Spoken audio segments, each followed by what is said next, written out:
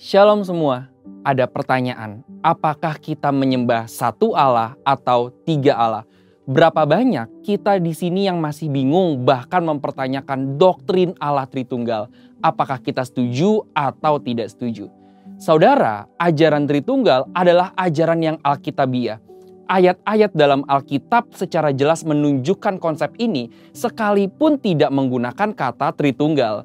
Istilah Tritunggal sendiri dirumuskan oleh bapak-bapak gereja pada Konsili di Nisea tahun 325 dan telah digunakan oleh gereja selama ribuan tahun untuk menjelaskan pribadi Allah. Namun yang perlu dicatat adalah kita tidak bisa memahami Allah dengan sempurna. Kita hanya dapat memahami Allah sejauh mana Ia menyatakan dirinya kepada kita. Dan konsep Tritunggal yang telah dirumuskan ini adalah kompilasi konsep pernyataan diri Allah yang tercatat dalam teks Alkitab. Lalu sekarang yang sering menjadi pertanyaan, apakah orang Kristen menyembah satu Allah atau tiga Allah? Secara tegas, doktrin Kristen menjawab bahwa kita menganut monoteisme yang artinya hanya menyembah satu Allah. Orang Israel sendiri mendeklarasikan keesaan Allah ini sebagaimana ditulis dalam Ulangan 6 ayat 4. Dengarlah hai orang Israel, Tuhan itu Allah kita, Tuhan itu Esa. Kata Esa menunjukkan tunggal atau satu. Deklarasi ini kemudian dikonfirmasi oleh ayat-ayat dalam Perjanjian Baru. Namun di lain pihak, kata Elohim justru bersifat jamak.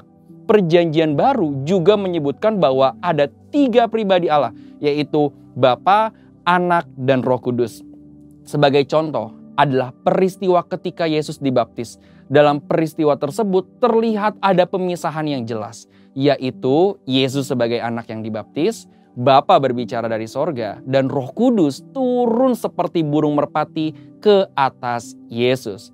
Tentu pemahaman kekristenan ini adalah suatu pemahaman yang unik dan sulit dicerna. Maka istilah Tritunggal menjadi jawaban dari permasalahan ini.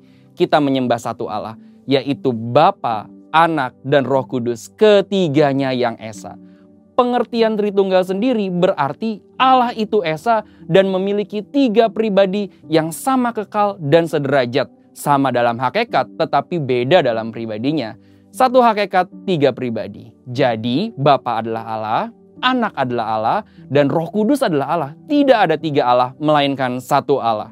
Doktrin Tritunggal ini telah disepakati dan digunakan oleh seluruh aliran Kristen arus utama seperti Pentakosta, Protestan, Katolik, dan lain-lain.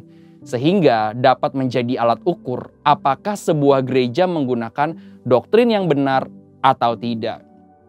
Adapun dalam sejarah pernah ada beberapa pemahaman yang salah terkait doktrin Tritunggal. GBI sendiri lewat pengakuan iman, pengajaran dasar, dan tata gereja GBI secara jelas menganut pemahaman Tritunggal, yaitu satu hakikat, tiga pribadi. Ketiga pribadi Allah dalam Allah Tritunggal sendiri juga memiliki peran yang spesifik. Misalnya, Bapa sebagai pencipta dan pemelihara, Anak sebagai pendamai dan penyelamat, Roh Kudus tinggal di dalam hati kita dan bekerja di hati kita. Lalu sekarang saudara, jika memahami Allah sesulit itu, bagaimana mungkin kita bisa menginjil agar orang-orang bisa bertobat dan menerima keselamatan? Bicara mengenai keselamatan adalah hanya dalam percaya kepada Yesus Kristus. Setelah seseorang percaya, bertobat, dan menerima Tuhan Yesus, barulah perjalanan mengenal dan memahami Allah Tritunggal dimulai. Maka dari itu, sambil terus memahami kekayaan dan kebesaran Allah Tritunggal, kita juga harus terus memberitakan Yesus Kristus kepada dunia. Karena keselamatan hanya ada di dalam Yesus Kristus. Saudara, untuk penjelasan lebih lengkap dari tim teologi kami, silakan buka link yang ada di atas atau scan QR Code yang tersedia. Tuhan Yesus memberkati.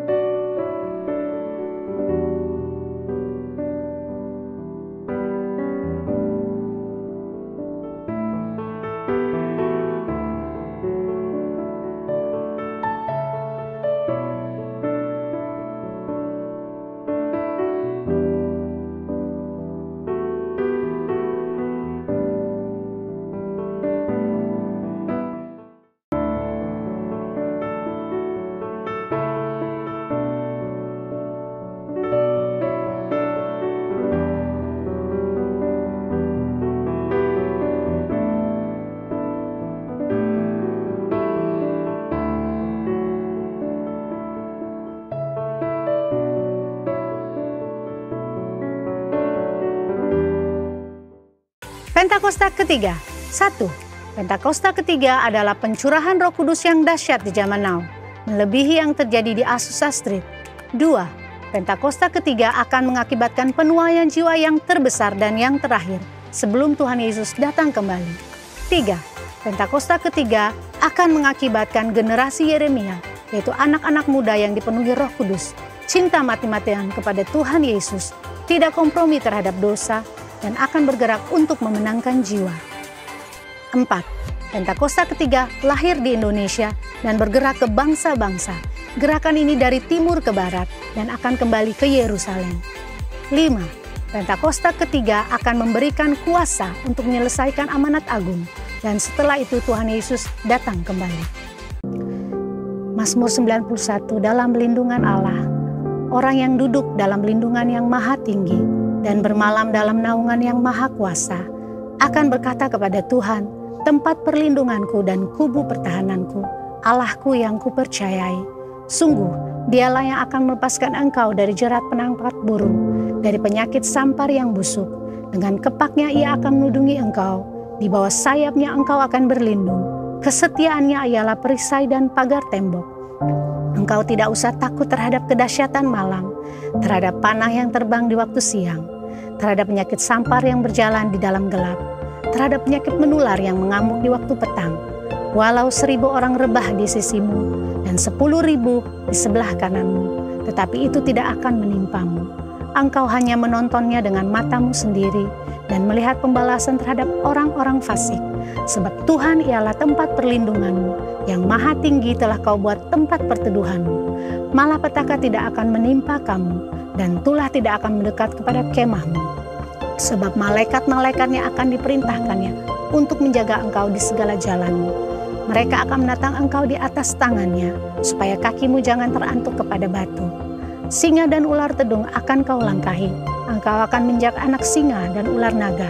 Sungguh, hatinya melekat kepadaku, maka aku akan meluputkannya. Aku akan membentenginya, sebab ia mengenal namaku.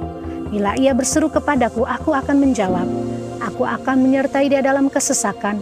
Aku akan meluputkannya dan memuliakannya. Dengan panjang umur akan kukenyangkan dia, dan akan kuperlihatkan kepadanya keselamatan yang daripadaku. Amin. Haleluya, salam jemaat Tuhan GBI Widuri dan House of Praise. Mari bangkit berdiri dimanapun engkau berada. Mari kita memuji Tuhan dan bersukacita bagi Dia. Katakan amin. Amin. Haleluya. Yeah. Oh, yeah. Sama-sama katakan. Dalammu ku temukan sukacita. Dunia takkan sanggup untuk berikan. Oh, segala bebanku pun digantikan selama ku ada di dalammu. Katakan pun, Kaulah sukacita, pengharapan dan kehidupan. Kau beri kekuatan. Haleluya, bersukacita selamanya. Yang bersukacita katakan amin. Amin. Yeah. Katakan kau ada mendampingi setiap langkahku.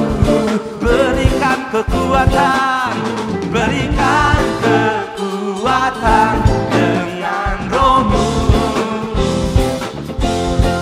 Janji-Mu yang telah menuliskan punya rancangan yang indah. Sama-sama katakan, Kaulah sukacita, pengharapan dan kehidupan. Kau beri kekuatan. Haleluya, haleluya. Kaulah sukacita, harapan dan kehidupan. Kau beri kekuatan. Haleluya, bersukacita selamanya. Mari bertepuk tangan bagi Tuhan, sebab hanya Dialah sumber sukacita kita. Amen. Yang memberikan kekuatan dan kemenangan. Oh.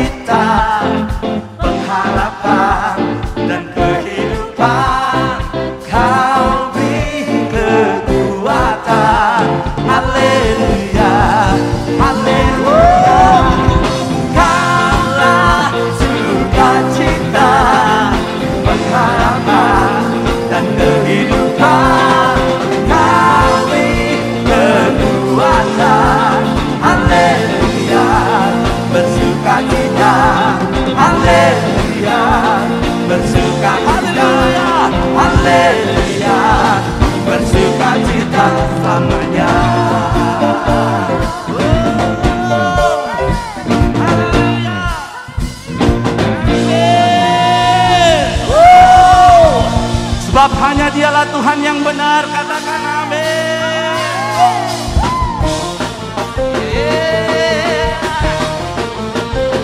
Haleluya.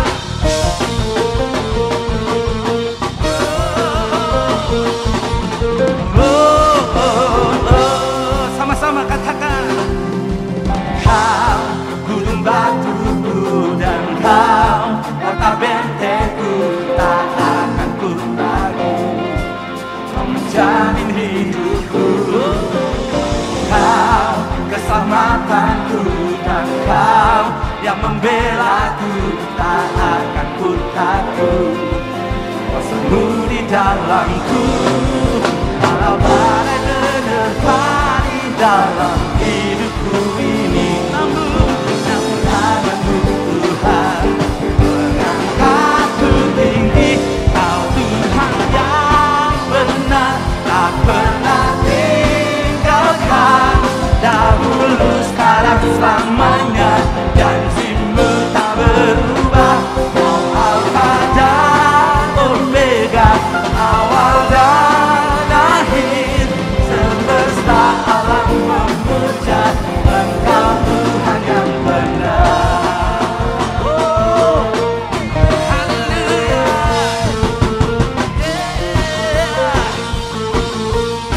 Mari sekali lagi katakan.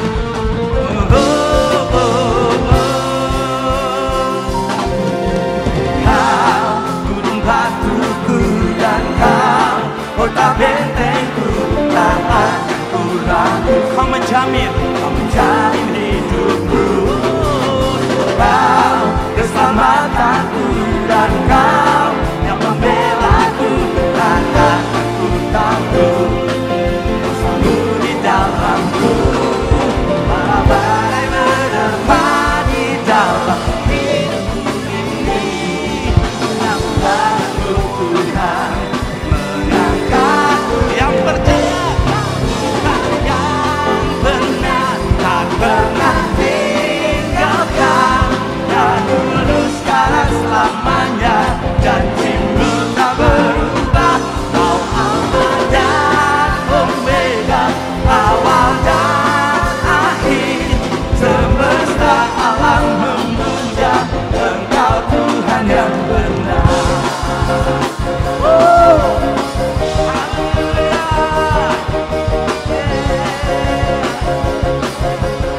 Hanya Kau Tuhan yang benar.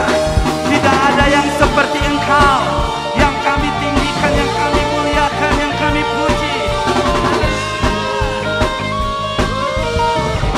Ayo katakan dengan iman, lambaikan tanganmu. Walau badai menerpa di dalam hidupku ini, namun tangan-Mu Tuhan mengangkatku tinggi. Kau Tuhan yang benar, tak pernah tinggalkan. Dahulu, sekarang, selamanya, janji-Mu tak berubah. Kau Alfa dan Omega, awal dan akhir. Semesta alam memuja Engkau Tuhan yang benar. Semesta alam memuja, semesta alam memuja, semesta alam memuja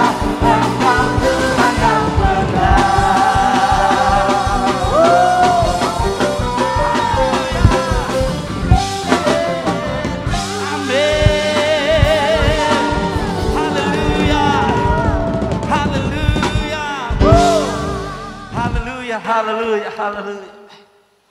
Silakan duduk Bapak Ibu Saudara dimanapun Bapak Ibu Saudara berada.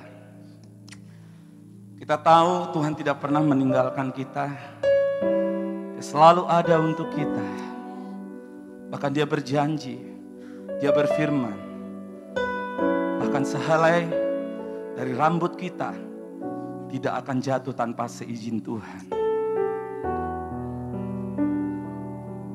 Terima kasih Tuhan, terima kasih.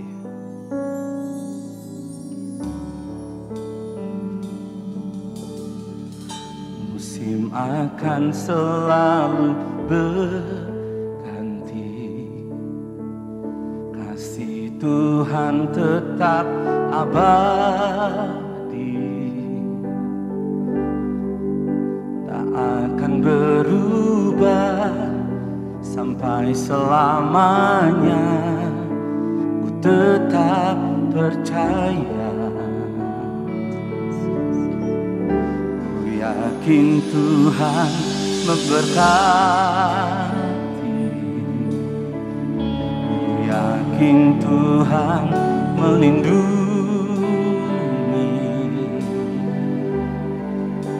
Burung di udara Tuhan pelihara, karena kasih-Nya.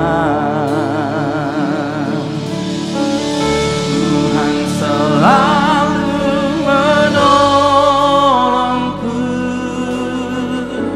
selalu menjagaku. Sehelai di rambutku tak akan terjatuh tanpa seizin-Mu. Tuhan selalu menolongku, selalu menjagaku. Dia mengenyangkanku dan peliharaku seumur hidup. Mari angkat pujian ini, katakan, akan selalu berganti, kasih Tuhan tetap abadi,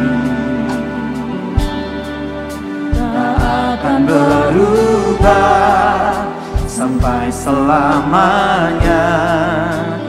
Tetap percaya, ku yakin Tuhan memberkati, ku yakin Tuhan melindungi. Burung di udara Tuhan pelihara, karena kasih-Nya. Mari angkat tanganmu, katakan, Tuhan selalu menolongku, selalu menjagaku.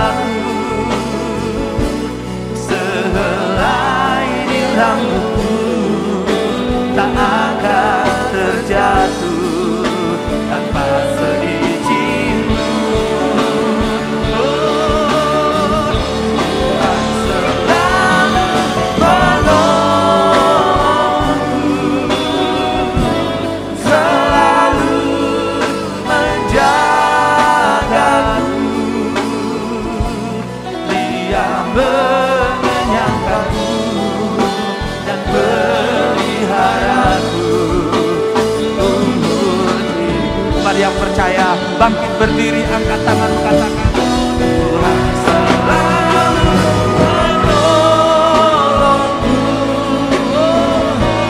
selalu menjagaku, selai rambutku tak akan terjatuh tanpa seizinku. Haleluya. Tuhan selalu menolongku, selalu menjagaku, Dia mengenyangkanku dan peliharaku seumur. Mari sekali lagi katakan, Tuhan selalu menolongku, amin, selalu menjagaku, selai rambutku tak akan terjatuh tanpa seizinku. Haleluya. Tuhan selalu menolongku, selalu menjagaku, Dia mengenyangkanku dan peliharaku seumur.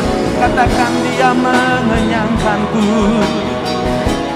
Dia mengenyangkanku dan peliharaku seumur hidupku. Dia mengenyangkanku dan peliharaku seumur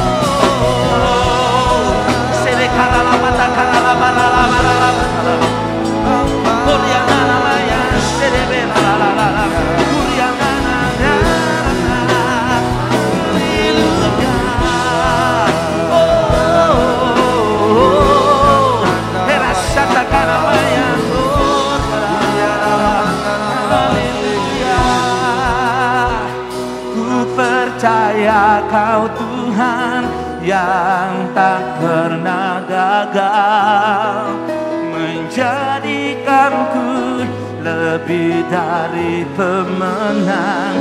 Ku percaya Kau Tuhan yang tak pernah lalai, menepati janji-janjimu. Ku percaya Kau Tuhan yang tak pernah gagal, menjadikanku lebih dari pemenang. Ku percaya Kau Tuhan yang tak pernah lalai, menepati janji-janjimu.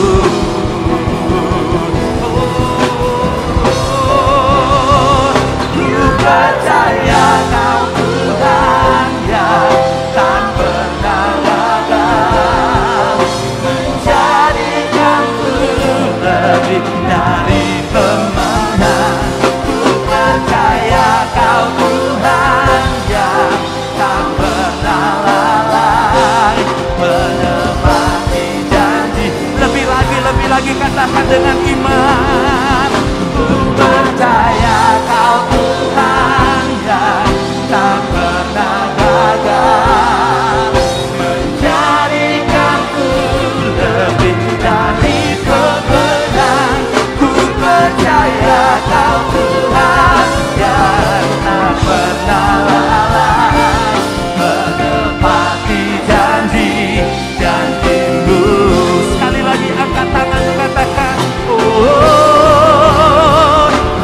percaya Kau Tuhan yang tak pernah gagal, menjadikanku lebih dari pemenang.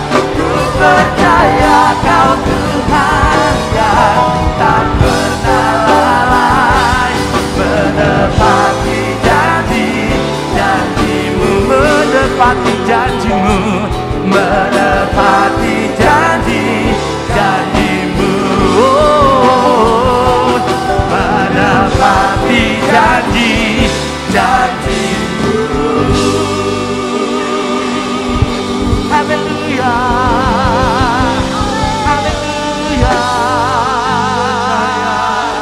haleluya. Ya, shalom jemaat GBI Widuri dan House of Praise. Berjumpa dalam ibadah online tentunya, online service hari ini. Saya berterima kasih pada Tuhan untuk waktu, kepercayaan, dan semua hal baik yang Tuhan masih percayakan dan terus percayakan buat kita semua. Thank you Pastor Suhana dengan semua diaken dan semua pengerja. Ya, kita tadi udah memuji, memuliakan Tuhan. Saya yakin Bapak Ibu sungguh-sungguh bisa menikmati fellowship dengan Tuhan, memberi yang terbaik buat Tuhan. Saya hari ini izinkan mengajar tanpa menggurui Bapak Ibu, tanpa merasa tahu tentang bagaimana prinsip mengikut Tuhan atau mengikut Yesus. Ya, ini hal yang kelihatannya sederhana. Ya, sebab ini Tuhan itu mau selalu tuntun kita kan. Ya, yang percaya katakan amin. Cuman pertanyaannya, kita itu mau dituntun Tuhan enggak? Ya, sebab mengikut Tuhan, dituntun Tuhan itu bukan hal yang gampang, karena itu artinya kita harus menanggalkan keakuan, kebisaan, ya rasa kita mampu itu harus kita tinggalkan. Itu bukan hal yang mudah kan dalam kehidupan kan? Ya, kita semua tahu itu ya. Nah, saya ingin membacakan buat kita itu konteks tentang waktu Yesus mulai berbicara pada murid-muridnya tentang bahwa dia harus ke Yerusalem. Kemudian dia ditangkap, dianiaya, kemudian puncaknya dia dibunuh. Tapi hari ketiga dia dibangkitkan. Nah, kita tahu Petrus kemudian menarik Yesus, menegur dia. Sampai kemudian Yesus rebuke Petrus, tengking, nya iblis sebab engkau memikirkan yang dipikirkan oleh manusia, bukan yang dipikirkan oleh Allah sendiri. Nah, kalau kita melihat Markus pasal yang ke-8, nah Bapak Ibu harus, saya sedikit memberi penjelasan, sedikit mengajar tentang ini, walaupun mungkin beberapa udah tahu ya. Kitab Markus itu adalah Injil pertama kali. Jadi Matius dan Lukas itu menulis Injil berdasarkan data dari Markus. Nah, Markus sendiri menulis Injil berdasarkan kesaksian dari Petrus. Karena Petrus itu adalah orang yang mengalami siapa Tuhan. Nah, mereka semua ini para penulis Injil itu tidak menyangka loh kalau nantinya yang mereka tulis itu jadi kitab Injil, jadi masuk di dalam kanon Alkitab. Mereka tidak menyangka sebelumnya. Makanya tulisan mereka itu juga didasarkan begini, selain pewahyuan dari Tuhan jelas, mereka itu didasarkan juga karakter masing-masing mereka menulis. Misalnya Lukas, ya kan? Kita tahu dia seorang tabib, dia seorang dokter. Makanya dia punya kecermatan, dia punya sudut pandang, kemudian dia lebih banyak memberi hal-hal yang detail secara sejarah dan sebagainya. Nah, Matius itu adalah Injil untuk orang Yahudi. Makanya kenapa dia mulai dengan silsilah? Sebab orang Yahudi itu kalau enggak tahu silsilahnya itu mereka enggak mau. Mereka harus jelas silsilahnya siapa ini Mesias ini, Kristus itu. Nah, makanya dijelaskan kan. Nah, Markus ini adalah ya namanya Yohanes Markus. Ya, kalau kita lihat di kitab Yohanes itu adalah orang yang lari waktu Yesus ditangkap di Getsemani, dia mau ditangkap, dia lari telanjang karena bajunya lepas. Itu anak ini ya. Makanya ya ada banyak penafsiran, disinyalir perjamuan terakhir waktu mereka makan itu kemungkinan ada di tempatnya keluarganya Markus. Jadi Markus mengikuti dari jauh ke Getsemani, makanya dia bisa mendengar doanya Yesus dan sebagainya. Itu Bapak Ibu bisa membaca lah banyak tulisan mengenai background itu. Nah, maksud saya menjelaskan ini adalah Markus ini adalah Injil yang pertama. Ya, jadi ini penting untuk kita cermati dalam kehidupan kita. Nah, ayat yang ke-34 sampai ayat yang ke-38 ini yang Yesus katakan, firman Tuhan katakan. Lalu Yesus memanggil orang banyak dan murid-muridnya dan berkata kepada mereka, setiap orang yang mau mengikut aku, ia harus menyangkal dirinya, memikul salibnya dan mengikut aku. Karena siapa yang mau menyelamatkan nyawanya, ia akan kehilangan nyawanya. Tetapi barang siapa kehilangan nyawanya karena aku dan karena Injil, ia akan menyelamatkannya. Apa gunanya seorang memperoleh seluruh dunia tetapi ia kehilangan nyawanya?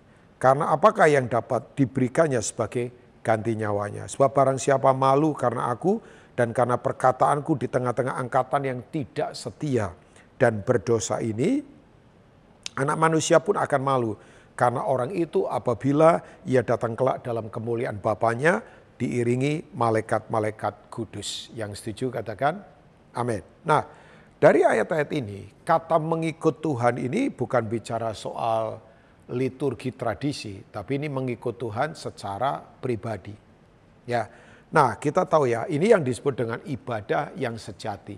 Ya, ibadah yang sejati itu adalah menyerahkan seluruh keberadaan kita tiap hari kepada Tuhan. Ya, kata ibadah itu kan ada ibadah liturgi, ibadah yang kita lakukan misalnya di kebaktian di gedung gereja itu yang namanya adalah latreo. Latreo itu ibadah, ada doa pembukaan, ada pujian, ada pembacaan firman, ada khotbah dan kemudian ada doa berkat. Itu latreo ya.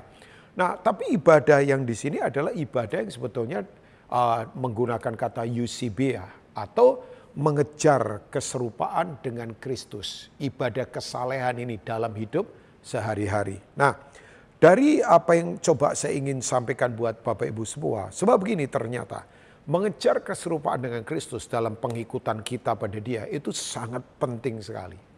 Ya, itu penting sekali. Makanya kita ikut Tuhan bukan untuk dapatkan sesuatu kan. Ya, yang berupa hanya misalnya orang ukur berkat hanya dari harta materi. Ya, padahal berkat itu kan bisa misalnya hikmat, sukacita, damai sejahtera, kemudian perlindungan Tuhan, itu berkat itu. Ya, jangan hanya berkat melulu materi. Kata berkat itu artinya God at work, Tuhan bekerja. Jadi kalau orang diberkati itu Tuhan bekerja dalam hidupnya. Ya, itu berkat itu. Nah, kemudian begini, kalau kita mengikut Dia ya secara sungguh-sungguh pribadi, makanya tandanya apa? Nilai hidup kita, cara hidup kita, tujuan hidup kita akan seperti Kristus. Yang percaya katakan amin. Jadi nilainya, caranya, tujuan hidupnya akan seperti Dia. Ya. Nah, ternyata untuk mengikut Tuhan ada beberapa prinsip yang saya ingin coba bagikan sebagai perenungan untuk kita semua yang ada di GBI Widuri maupun ada di GBI House of Praise. Sebab yang pertama ternyata kunci untuk mengikut Tuhan adalah kita harus sangkal diri dan pikul salib. Itu jelas ayat 34 berkata. Nah, kata menyangkal diri, boleh dikatakan menyangkal diri, Bapak Ibu katakan menyangkal diri, ya itu menggunakan kalau dalam bahasa Latinnya itu memakai kata relinquere. Relinquere itu begini, saya itu menjauh dari sesuatu yang saya sangkal. Jadi kalau saya menyangkal diri saya berarti saya menjauh dari kedagingan saya, ya hawa nafsu saya, ya keduniawian saya. Saya harus menjauh dari itu. Ya, saya tidak lagi mengenal kedagingan saya. Ya, itu artinya ya kedagingan berarti hal-hal yang bersifat melakukan dosa kan. Ya, dosa perzinahan, dosa pesta pora, dosa kemudian kebohongan, dusta dan sebagainya. Kita harus tinggalkan itu. Nah, dari kata itu dalam bahasa Inggris ditulis dengan kata relinquish. Relinquish itu ini melepaskan, melempar sampai itu tidak lagi milik kita. Misalnya kalau saya lempar sesuatu gitu, udah nggak lagi pada saya. Berarti itu udah ditangkap oleh Tuhan. Ya, Tuhan yang pegang kendali. Ya itu artinya menyangkal diri. Sebab ternyata begini, untuk melepaskan sesuatu ini memang nggak otomatis Bapak Ibu. Itu tidak otomatis, itu perlu namanya keputusan, ketaatan, komitmen yang kuat kan. Sebab sesuatu yang mengikat kita itu menjadi berhala dalam hidup kita. Ya, tahu ya Bapak Ibu, berhala itu adalah sistem nilai yang kita ciptakan di mana sesuatu sudah melebihi Tuhan. Jadi berhala tidak harus berupa bentuk misalnya patung, jimat yang disembah. Tapi berhala itu apa saja yang sudah membuat itu melebihi Tuhan. Hobi kita misalnya. Orang melakukan hobi, lupa berdoa, lupa pelayanan. Itu hobi sudah jadi berhala. Ya, kemudian apalagi harta, materi, bahkan pelayanan sudah bisa jadi berhala. Kalau orang pelayanan tapi meninggalkan prinsip-prinsip kekudusan, takut akan Tuhan, mengejar materi misalnya, itu sudah jadi berhala. Jadi itu sistem nilai di cara berpikir di mana itu melebihi Tuhan. Jadi berhala itu, nah kita tahu kan di mana ada berhala selalu ada perjinahan rohani. Karena berarti menduakan Tuhan. Kita tahu ya peristiwa patung lembu emas. Di mana waktu mereka menyembah itu, Musa turun dari Gunung Sinai, 2 loh batu dilempar. Kenapa? Karena Musa melihat mereka itu berjinah di bawah, kesurupan begitu.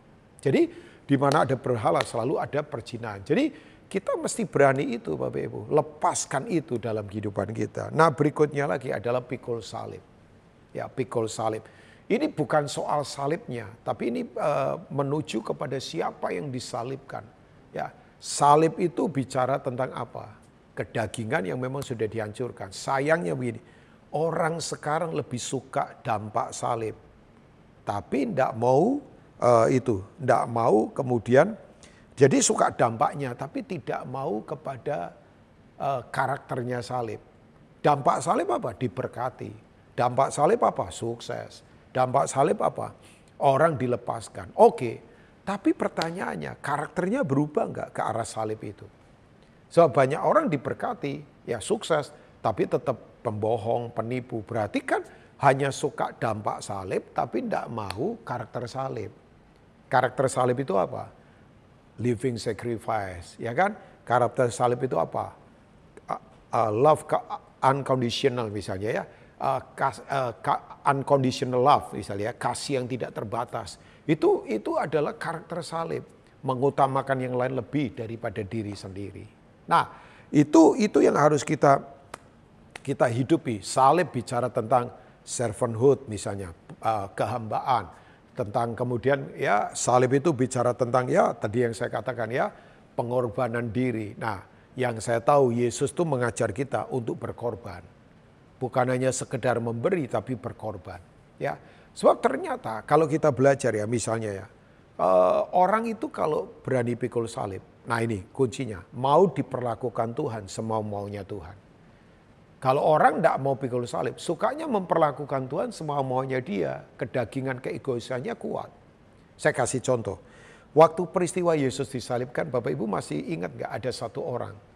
Ya, waktu Yesus secara fisik sudah susah payah memanggul salib, semalam enggak tidur, disiksa, dianiaya. Wah, kemudian fisik begitu lemah secara manusia ya. Waktu dalam perjalanan, tentara Romawi ini paksa seorang yang baru datang, ya mungkin beberapa saat dari Kirene. Kirene itu adalah Libya kan, daerah Libya. Ya, dia orang Yahudi yang diaspora yang tinggal di negara lain. Ya, namanya Simon ya, Bapak Ibu pasti tahu ya. Simon dari Kirene. Orang itu dipaksa memikul salib Yesus. Dan dia rela loh, pikul salibnya sampai ke Golgota. Ya, jadi orang ini, saya yakin Simon bertanya-tanya, siapa ini sampai disalib begini? Tapi di antara tiga yang disalib ini berbeda. Kelembutannya, ketenangannya. Saya yakin Simon itu bertanya-tanya. Makanya seorang penafsir berkata, di peristiwa Roh Kudus dicurahkan di Kisah Para Rasul, itu kan dikatakan kami ini orang dari macam-macam ya. Orang dari Yunani, orang dari macam-macam bangsa, termasuk orang-orang Kirene. Ya, kok kami mendengar mereka berbicara tentang kebesaran Allah dalam bahasa kami. Dan disinyalir Simon juga ada di situ itu. Ya, Simon ada di situ. Tapi yang mau saya soroti buat Bapak Ibu semua adalah kalau Bapak Ibu membaca di Markus pasal 15 ayat 21, coba saya akan bacakan buat Bapak Ibu semua ya.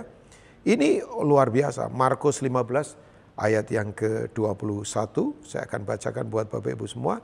Nah kita tahu ya, Injil Markus itu ditulis khususnya untuk orang-orang Romawi.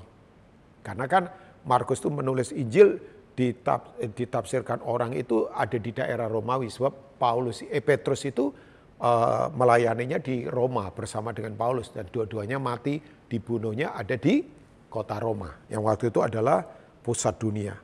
Pada waktu itu lewat seorang yang bernama Simon, orang Kirene, ayah Alexander dan Rufus, yang baru datang dari luar kota, dan orang itu mereka paksa untuk memikul salib Yesus. Ya, lagi menjelaskan nih Petrus, itu loh Markus, Simon itu ayahnya Rufus Alexander. Nah, Rufus Alexander itu ternyata dua orang pendiri pergerakan rohani di kota Roma.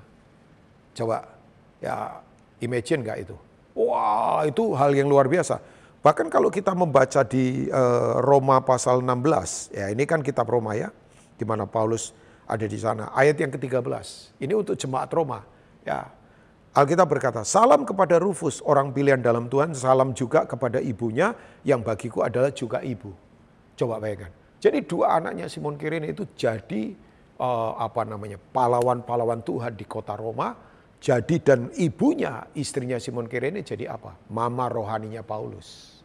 Coba, orang itu kalau mau diperlakukan Tuhan semau-maunya ya, keturunannya, keluarganya. Wah, itu jadi orang-orang yang mengerjakan kehendak Tuhan. Yang mau katakan amin? Simon Kirene lo bayangkan. Dampaknya buat generasi berikutnya powerful, luar biasa. Nah, yang kedua untuk kita mengikut Kristus ya secara pribadi tentunya ya. Bahwa begini, esensi kehidupan itu adalah ketika kehidupan ada di dalam Tuhan. Bapak Ibu jangan bingung dengan kata esensi. Esensi itu seperti nyawa kehidupan. Misalnya jam tangan saya ini aksesoris. Ini bukan esensi. Kalau darah itu esensi. Kapan darah hilang, kehidupan gak ada. Makanya buat apa punya jam tangan kalau gak punya kehidupan. Misal kayak ibu-ibu ya, telinga itu esensi. Sementara anting-anting itu aksesoris. Jadi nggak apa-apa, nggak punya anting-anting. Yang penting punya telinga. Yang parah orang punya anting-anting tapi nggak punya telinga. Nggak suka mendengar. Ya kan? Jadi telinga itu esensi. Anting-anting itu aksesoris. Jadi yang penting, ini dia. Bahwa begini, makanya di ayat yang ke-35 tadi dari Markus 8, saya akan baca ulang buat Bapak Ibu semua. Ya, coba kita lihat Markus 8 ayat 35. Karena siapa yang mau menyelamatkan nyawanya, ia akan kehilangan nyawanya. Tetapi barang siapa kehilangan nyawanya karena aku dan karena Injil, ia akan menyelamatkan. Bahkan Yesus bertanya dengan pertanyaan sangat satir sekali. Apa gunanya seorang memperoleh seluruh dunia tetapi kehilangan nyawanya? Ya, saya punya pertanyaan dalam kehidupan Bapak Ibu semua. Adakah dari kita yang bisa mengendalikan kehidupan? Karena esensi kehidupan itu hanya ada di dalam kehidupannya Tuhan. Dia yang pegang kendali dalam kehidupan. Makanya kita harus total mengikut dia. Ya. Nah, ternyata kalau orang kemudian begini, coba menyelamatkan hidupnya, ya dia akan kehilangan hidupnya.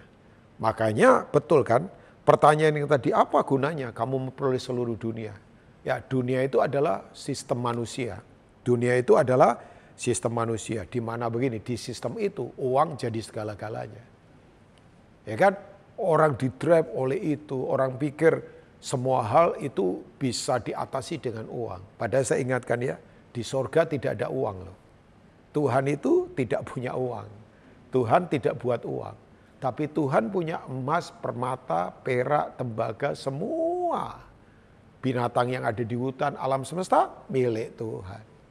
Ya kan, harusnya kan negara kalau mau cetak uang harus di backup emas. Ya kan, iya dong. Uang itu kan baru muncul kira-kira sekian saat yang lalu di Mesopotamia. Tujuannya salah satunya untuk membayar tentara yang maju perang misalnya ya. Tapi kan sekarang uang dari uang jadi alat transaksi sekarang sudah menjadi alat kekuasaan. Ya kan? Coba uang sekarang sudah jadi alat kekuasaan karena pikir orang kalau punya uang dia bisa mengatur semuanya termasuk Tuhan mau diatur juga. Ya, nggak bisa pandemi ini mengajarkan materi tidak bisa tolong kita Bapak Ibu ya. Bahkan begini, Tuhan berkata kamu boleh punya seluruh dunia, tapi kalau nyawamu hilang buat apa? Ya kan? Which is nyawa itu adalah itu yang tadi, kehidupan. Ya, kehidupan. Ya, jadi kalau kehidupan kita hilang, kehidupan kita tidak ada di dalam Tuhan, ya kesia-siaan. Yang ada adalah kekhawatiran, ketakutan, belenggu, ya perbudakan dalam kehidupan. Nah, saya ingin bertanya ulang, adakah dari Bapak Ibu yang bisa kendalikan kehidupan? Oh iya, kita 5 menit di depan saja nggak tahu apa yang akan terjadi, hari besok nggak tahu apa yang akan terjadi. Makanya saya ingatkan, esensi kehidupan adalah ketika kehidupan ada di dalam Tuhan. Ikut dia 24 jam, punya keintiman yang melekat terus pada dia, miliki awareness, kesadaran bahwa Tuhan bersama kita 24 jam, 24 hours. Oh itu penting sekali untuk kita sungguh-sungguh melekat terus pada dia. Saya tidak pernah lupa ada satu orang yang sangat mempengaruhi dunia. Tapi kalau secara dunia tragedi, usia 19 tahun dia mati. Orang itu namanya Jim Elliot, ketua dari Youth for Christ, orang pinter. Dia kemudian dedikasikan dirinya pergi misi ke Nicaragua di satu suku namanya suku Achoa. Suku Indian ini, yang animisme, dinamisme. Jadi dia ada di sana menginjil sekian saat. Sampai kemudian dia mati dibunuh. 25 anak panah nancep di tubuhnya. Mayatnya dibuang ke sungai Amazon. Nyangkut di semak-semak. Diketemukan, balikin ke negaranya. Orang nangis semua. Orang pikir, setan pikir selesai sudah. Tapi tahu nggak, kematiannya dia. Alkitab berkata kalau biji mati, maka akan tumbuh berkali lipat buah. Kematiannya dia membuat ribuan Jim Elliot baru tumbuh menyebar ke seluruh dunia. Satu wartawan penasaran tanya begini, siapa orang ini? Kenapa dia bisa menyala-nyala dan mendedikasikan hidupnya, nyawanya untuk Tuhan?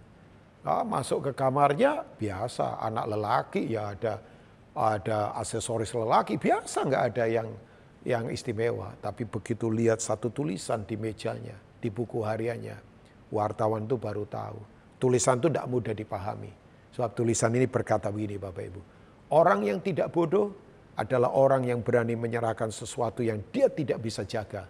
Untuk memperoleh sesuatu yang tidak bisa diambil dari hidupnya. Wow, itu perkataan nggak mudah dimengerti itu. Orang yang tidak bodoh adalah orang yang berani menyerahkan sesuatu yang dia tidak bisa jaga. Apa yang dia tidak bisa jaga? Nyawanya. Untuk dia memperoleh sesuatu yang tidak bisa diambil dari hidupnya. Apa yang tidak bisa diambil? Kehidupan kekal. Begitu wartawan melihat ini, dia berkata, oh ini kuncinya. Kenapa orang ini berani esensi hidupnya dia taruh di dalam kehidupan Tuhan. Saya nggak tahu bagaimana Bapak Ibu semua. Ya, apakah kita berani untuk kemudian itu tadi. Serahkan semuanya karena kita tidak bisa jaga. Ya, Tuhan berkata, apa gunanya kamu peroleh semuanya?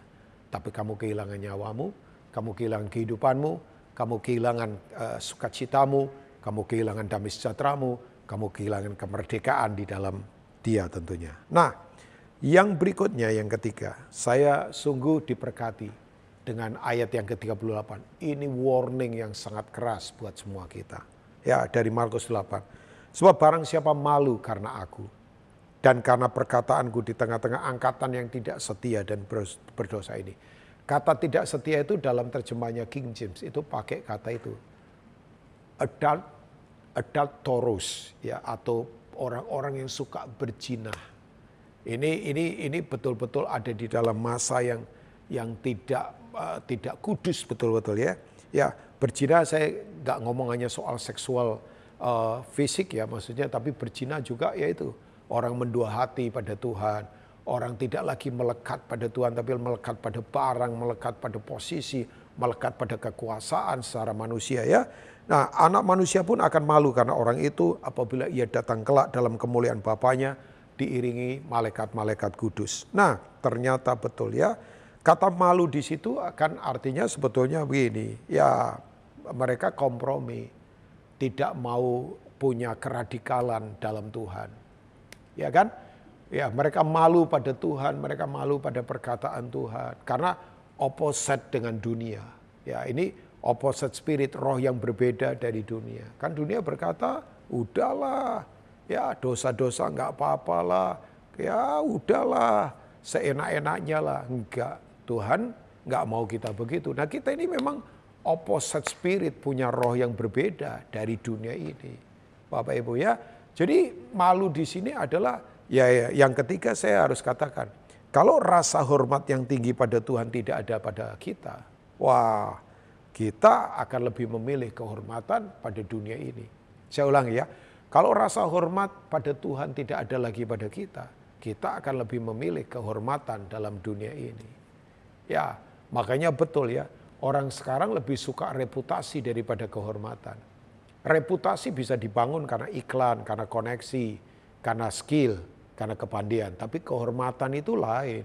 Kehormatan dibangun karena hidup takut akan Tuhan. Our God is an honorable God. Tuhan kita ini Tuhan yang terhormat.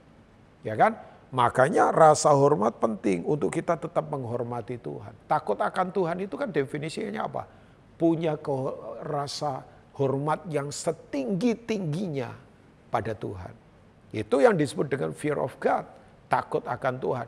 Takut di sini bukan takut akibat, tapi takut sebab. Ada orang nipu orang takut dilaporkan.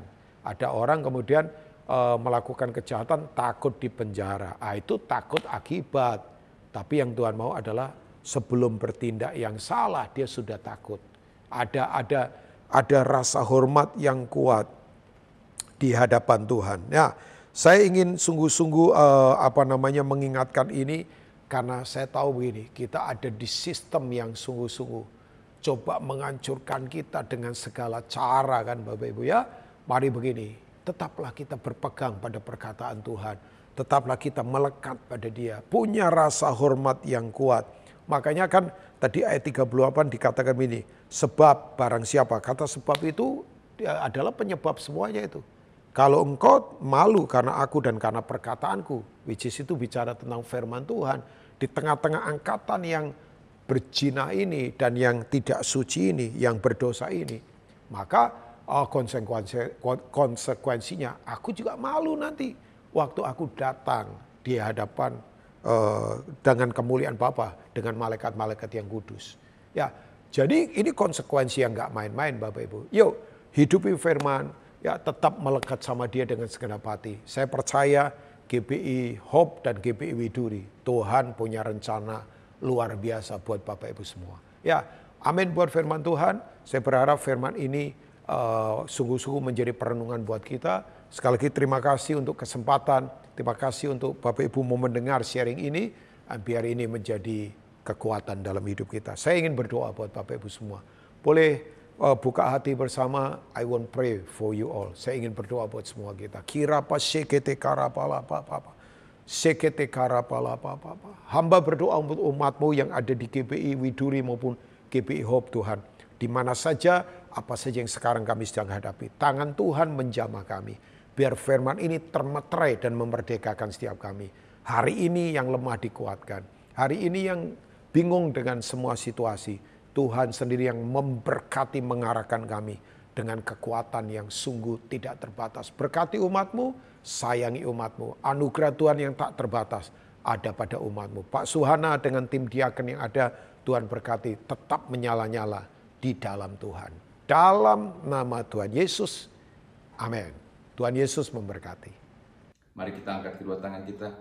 Terimalah berkat yang berlimpah-limpah dari Allah Bapa di surga, di dalam anaknya Tuhan Yesus Kristus. Kasih sayang, penghiburan, kedamaian dari Roh Kudus menyertai Bapak Ibu Saudara sekalian hari ini sampai selama-lamanya. Kita yang percaya dan sudah terima berkat Tuhan sama-sama katakan amin.